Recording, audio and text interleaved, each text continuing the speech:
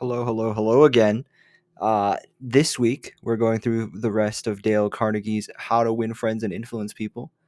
And, we're once again joined by the CS highlights that I got. These are pretty old, but, highlights are highlights. And I'm, I don't know, maybe they're more stimulating than the presentations. Maybe not. Well, anyways, like I promised last week, we're going to go through parts 3 and parts 4 of this book.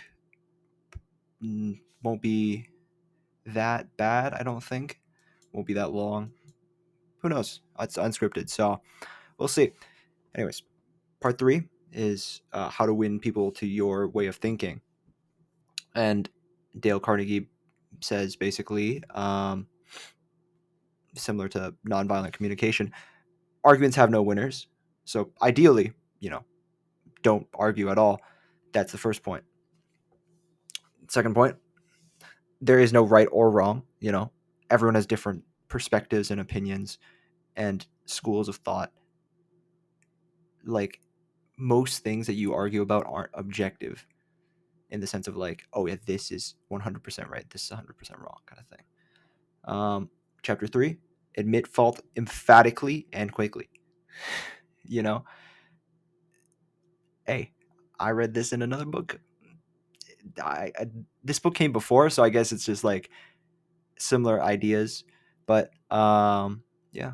Next is starting the conversation in a friendly way.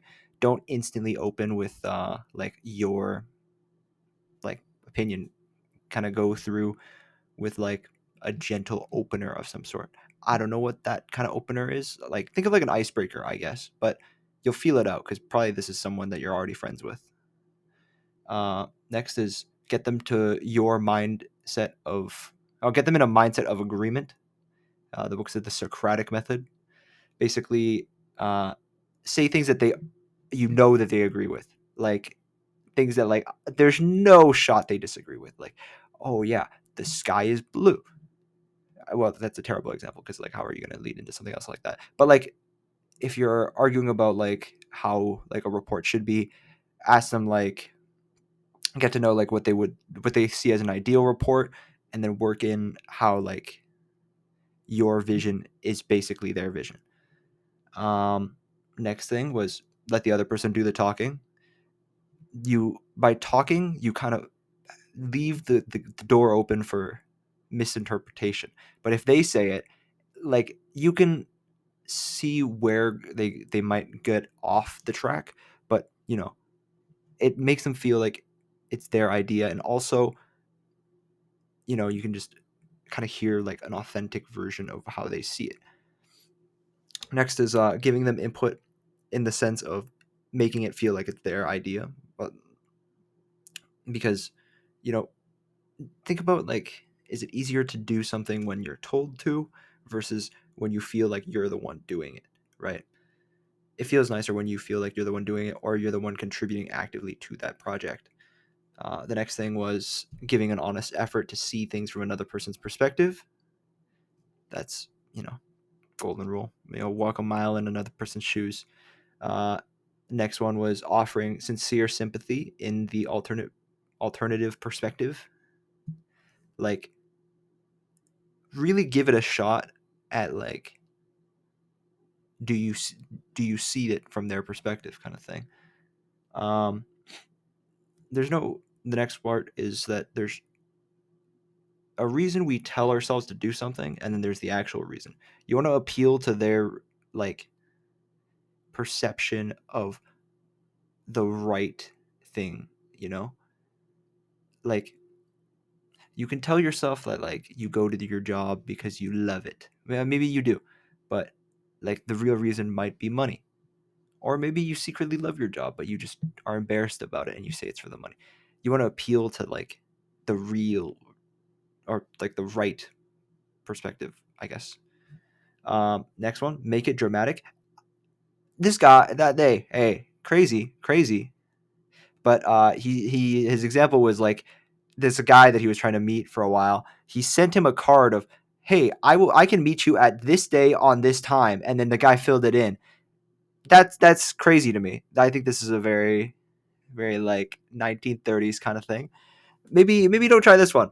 And then don't try the next one either. The next one was throw down a challenge, like reverse psychology of like, oh yeah, I bet you can't do it. Oh, like uh, team A or the morning shift got. I think the example, yeah, the morning shift did 6 gears or whatever they made, and then the night shift wrote down 7 because they did 7, and then the morning shift did 8, and then the next shift did 10, kind of thing.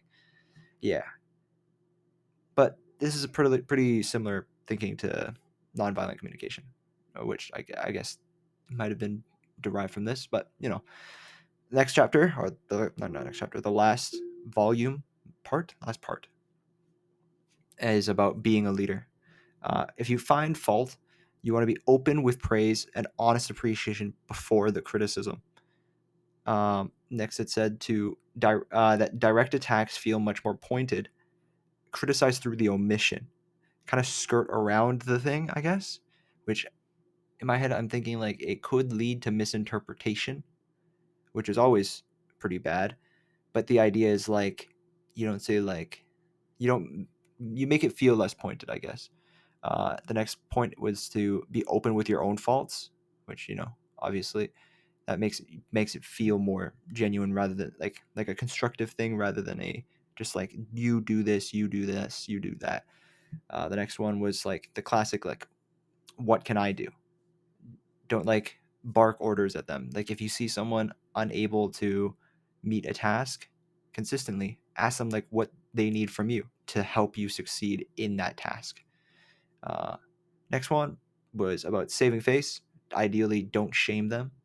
Don't make them associate the task with a negative view.